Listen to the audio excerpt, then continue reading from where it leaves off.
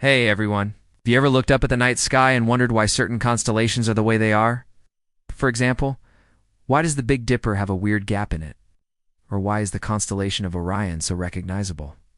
These patterns have been burned into our minds over thousands of years of human history, but most of us don't really know why. It turns out that many of our favorite constellations are actually missing a few key stars. Stars that were put there to help us navigate the night sky by ancient astronomers. But their locations have been lost to time. Welcome to my channel.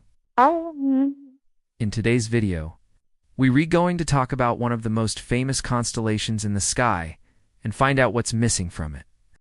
You might be familiar with this guy. It's the Archer. Or maybe you know him as the Teapot. Sagittarius is a constellation that almost all cultures around the world recognize.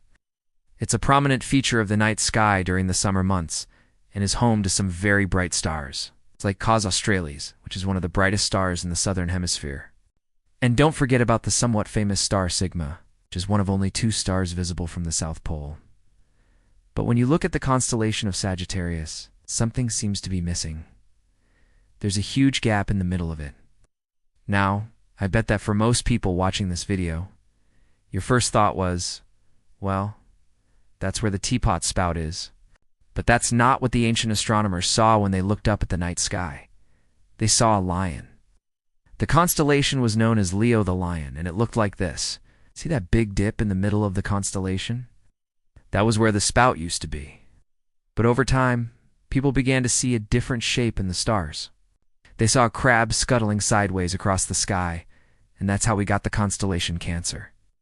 Now, you might be wondering, if these constellations were once part of the same group of stars, why don't we just put them back together?